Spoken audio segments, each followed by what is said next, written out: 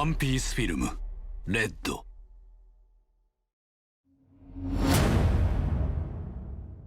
Welcome everybody to another review. This time, it's for the grand opening, the grand line of One Piece Film Red. Man, what an amazing movie! Just got finished watching this, and as you know, got a chance to see this on the red carpet as well.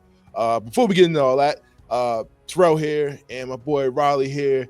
/ Antoine's, we get into the film review for One Piece Film Red. Mr. Escobar, Mr. Riley, what you think about the movie? So what did you think about the movie? What I think about the movie, man, in terms of One Piece movies, on a scale from on a scale of 1 to 10, I will say this movie is I'll say it's a solid 9. That's a solid score. I'll say it's an 8.5, 9. Because it was different than the previous movies that we received in terms of its style. But I do gotta say it's either 8 or a 9. You will not be disappointed if you've seen this. Oh yeah, for sure. There was no dropping the ball here. I think, especially like I said, if you're a One Piece fan. And for me, it was a 10 out of 10. I mean, just because of my my bias as a One Piece fan, but no, just as a movie in general, I think it did a really good job on every aspect that they could have possibly touched. Visually, musically, everything that if you were scoring an animated movie, this is hitting every box. But first thing we're gonna get into is let you know what the plot of this movie was, right? One Piece Film Red. If you watch the trailers, you see Shanks, you see Uta. They kind of go over certain things about, this is Shanks' daughter, yada yada yada. The squad is here. The squad showed up. But if you didn't know, so Uta, for the first time ever, Uta is a singer, a hot singer. Everybody loves her. She's going to reveal herself to the world for the first time in a live concert. Everybody is waiting to hear her do a live performance, or this live performance for the first time. So, and that's all I'm gonna leave it there. I'm not gonna get into anything involving that concert here. But this is also directed by Goro Taniguchi, who also directed the Code Geass movies. Had an opportunity to meet him, talk to him at the freaking film premiere in New York. Ichiro Oda, who is of course the writer and producer of that, he is never nowhere to be found. You're not going to meet him. But yeah, man, they just did an amazing job here. And the movie's main focus obviously is centered around the music in the movie. I mean, of course, they're on a whole musical island where people of the island, studied music and yada yada yada. So the movie's heavily music focused, and the music is sung by Ado, who's a super famous Japanese singer, who does all the songs in this movie. What do you think about the music here? In terms of the music, like anime music wise, this is like you said the movie's a 10 out of 10, and they completely nailed it. Nah, they didn't nail it. They exceeded expectations. What was musically acceptable, they exceeded it. I'll say each one of the songs, I think it was like 4 or 5, this main. Yeah, New Genesis is got to be my favorite. That's the first song you hear in the movie. I think I've listened to that at least 30 times in the car. It's like they got the first song is super important. Like if it's not slapping, then you kind of fall flat. But it's the songs that the more heartfelt songs. I think the third song that they played, it was really heartfelt.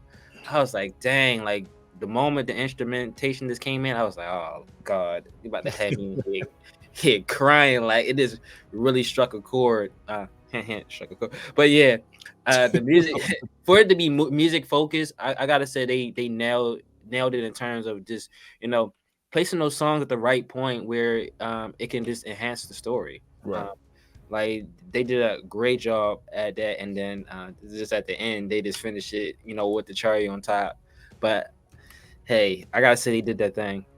Yeah, the music killed it, man. The soundtrack. I'm telling you, you're gonna listen to the soundtrack all week. You go better put it down, right? And like I said, this is the review for the English dub. I know for all you dub haters out there, you Japanese language purists. I need to stop Look, doing that. look, I've seen both versions of this movie now, right? Uh, Mhm. one major difference, and obviously the casting between the English and the Japanese dub is that they do continue to use Otto's Japanese voice singer for both versions of the movie. They do. I thought they were gonna like re-sing the songs. I'm like, nah, they're not gonna touch that because the music is that good and sung in its original language. So it's in English, but it's also the songs, like I said, are sung in its original voice, which I think is pretty good. But let's break down the English voice cast, right? Like I said, we got to give our voice actors some love, man. Please give them some love because they deserve it. Monkey D. Luffy, of course, played by Colleen Clankenbeard, does an amazing job at playing our young friend. And I also saw the whole cast at New York Comic Con as well. They came out the day promoting the movie. Amazing. Shanks is played by Brandon Potter. Uta is by Amanda Lee. Renault Zoro, of course, Christopher Sabat, who's everybody. Nami, Lucy Christian, Usopp, Sonny Strait. Sanji is Eric Vale. Chopper played by Brina Palencia. Nico Robin, Stephanie Young, Frankie Patrick Seitz. Brooke is played by Ian Sinclair. We all know Ian Sinclair. Jinbei is Daniel Ba. And then that's the majority of everybody you know. I'm not going to say any particular names of the cameos in this movie. I'm not going to ruin that. I'm going to let you guys see that for yourselves. But I'm just going to say there's some cameo characters I think you're going to be shocked and entertained, and you're going to be surprised about who does what in this movie. They do an amazing job of hiding that very well in the trailer. Yeah, man. Like I said, when it comes to English dub and Japanese dub, obviously I have my bias towards the Japanese dub a little bit more because I've been watching that since the beginning, but the English dub does a fantastic freaking job. Crunchyroll Funimation, shout out to you, man, for making this work. Everybody's voice fits perfectly. What did you think about the cast here? All the Straw Hats voices are A1, just across the board. I watched the sub and also the dub, and in my old age, I just been watching the dub a lot more. Because people say they could do more things with the dub on the background. They don't have to pay attention. Look, if you're not paying attention while you're watching it, you're not watching it. You're not absorbing information. But this is true, but not everything. Like when you watch the One Piece, not everything is of substance. Not every part of the episode is of substance. So you could do other stuff. Or if you have people that's always interrupting you and talking you miss one line, you look like, dang, you gotta bring it back. But right. The dub is actually really really great. All the Straw Hats, this sound really great across the board.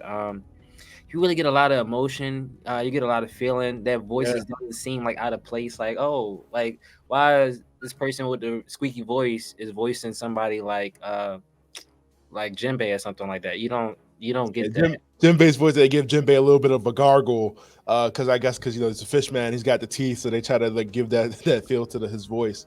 So I thought it was good. I mean, I don't hate it. It's my first time hearing Jinbei in English. Yeah, and that was just extremely weird to me. I was like, man, I haven't. You heard all the other Straw Hats in English dub before if you've been watching the series long enough, but Jinbei, it was his first time, so it's super important that you nail this character because people will be on your neck about it, especially the One Piece fans. Oh yeah, for you people that don't read the manga, you should know what's going on. Jinbei is in the crew. It's not a spoiler. Jinbei's in the crew. He been in the crew for the past 4 or 5 years or so. No, it ain't been that long. It's been recent, as of recent, after right after Big Mom thing. Who Big Mom's family and everybody's in there, stuff like that. No, like I said, no spoilers there, but because they're in the trailer. But right. Yeah, like I said, they do a really good job with the voice cast here. Let's get into the animation portion of the movie, right? This is a similar animation style to what Dragon Ball Broly uses. If you notice here, Not all the way, but it's definitely similar. Man, the animation, it flows so perfectly, especially during like some of the big moments in the movie where characters are moving, powers are being used, the colors really pop in this movie, and it just matches the sound so well. I could tell they really put a lot of time and effort and money obviously into this movie, and it just really pops. What would you think about the animation for Film Rip? I Compared actually obviously to like Stampede and so on. they really got in that bag in terms of the animation is concerned. Instead of like those other movies like Stampede and Z and Strong World, where they just kept the animation style just one way across the board, and like that's what they just stuck with. It was a little different from each movie. But Like even throughout just the run of the movie, the 90 minutes of the movie, like the animation was just consistent, but in the style. But for like this film, they actually had like two different styles that they was doing. One was more like of a darker aesthetic, at times, a lot of overcast and etc. And one was like where the colors was really, popping, like it was really bright, very fruity. I would say would be a word I'll describe it. It was great. If you watch the recent arcs of like Wano, they definitely kicked that budget up a notch for the Wano arc. They definitely kicked it up. They kicked it up a notch for the Wano arc. So if you watch that, this is probably like at like 3 more points on top of just that, and that's what's kind of like the animation look like. And let's not talk about just the more like interesting fight sequences with things. They just went crazy. I don't. Right. Man, we want to spoil it so bad. I don't want to spoil it, but we just give them boys a pizza party, and whoever in the animation department, give them a pizza party or something like that. They did that thing. And some money under the pizza, not just the pizza. Right. But no, man, animation top tier. They did a really good job. Like I said, everything flows well. Especially like you said, that final act, where like it's just nothing but colors and just beautifulness, like just oh my god, just chef's kiss. God, I wish we could talk about it, but look, all I'm gonna say is, you remember that Cell father son Kamehameha moment. Right. This is going to exceed that moment for you. This is going to exceed that moment for you, because in multiple different ways. So no spoilers there, but I'm just going to leave that little kernel there. So when you watch this, you're like, oh man, he was right. We talked about the music, like you said. They use that throughout the entire movie as big elements. They're like the set pieces for the movie essentially. And like I said, the soundtrack is just nothing but a bop from start to finish. Movie comes in hard, with Uta coming in and doing her thing. And like I said, I mean, like it's just so many different characters in this movie. Shanks, obviously, this is a movie where we see Shanks showcased, because we've never really seen him do anything prior to like losing his arm. So lose his arm and then stop a war. That's the only two things. Right, the Paramount War. So, like I said, without spoiling anything there, we definitely see Shanks in the crew. Like if Shanks is there, the crew is there, and they have the incredible moment, man, where they go off, right? Like, and this, like I said, this movie is not super fight focused. Like I said, it's more focused on music and stuff like that. But like, there are fights, and the fights are good. And the fights are really good. I personally greatly appreciated this, Shanks' crew really being there. They showed a lot of character. We really don't get that much character from them. We won't see much of them just in the course of the anime. But they each one of the people, really show some love. And then you was looking in the back, like, who was that dude right there in the back? Like, I need to go look. I need to go look him up on the wiki. Like he was going crazy. You could imagine, like, with Shanks being a warlord or emperor, how ridiculous he is. He's like the only one, like, how like they've built up Big Mom and Kaido, and like how ridiculous they were, and we finally have seen them over the years, and they are ridiculous. Like it takes a freaking army just to take them down, if you've been reading the manga or watching the anime.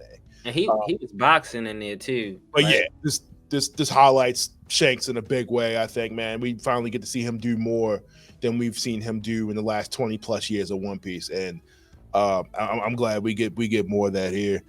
But just overall, the movie, like I said, just going back through our boxes here, animation checked off, really good, right? Really Music, good. really good. I'm really digging the story. Like I said, this is not Stampede, this is not Film Z, this is not Film Gold. These all have a different theme. These all have a different element to it. This obviously, I think, is more so family. I think that's the overall theme of One Piece in general is family. But Film Z felt like a father-son story. Film Gold, just I don't even know how to describe that one, but like this one really hits, and I do think that if you're in that theater watching it, that you're gonna have some tears flowing, not only for the moment, the moments in the movie, but just like the music, like you said earlier, and some of the incredible, like I said, the final act in this movie is, I don't even know where you could even rate it at this point in animation history. Like, I do gotta say that I do like this. I do like the direction in which the story went, and I don't want to spoil you. I don't want to spoil it. But yeah, I know, right? It's hard.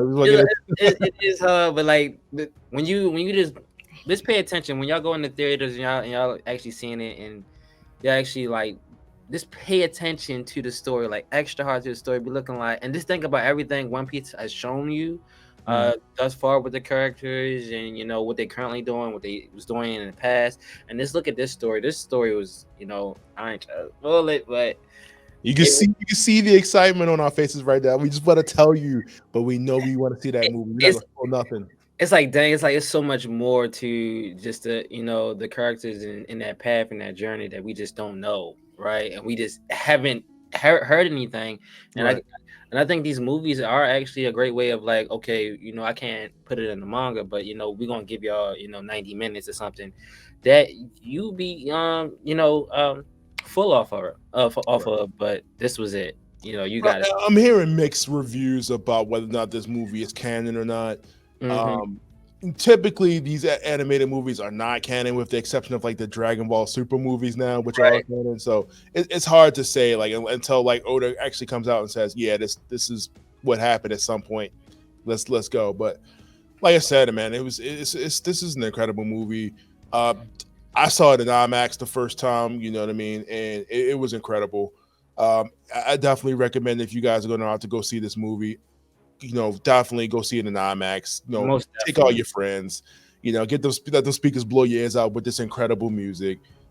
Thank you, Crunchyroll, and everybody that had a hand. Toei Animation, obviously, that had a hand in putting in this incredible movie. Man, I guess one more question for you. Like, where would you rank that? Where would you rank Film Red for you after seeing this out of obviously Strong World, Film Z, Film Gold, Stampede, and then this? See that is tough. That is tough because if we just basing it off of just the animation and the music elements of it, I would say that is at the top. And just overall, what's really important to me is this character development. Then I would say is at the top for sure. Those other movies are really tough because they're actually really great movies. Like you comparing S-class talent to S-class talent. You kind of you really comparing like Hokage to Hokage. Like they both are strong in their sense. I would say this is maybe like number 2. That's fair. That's fair.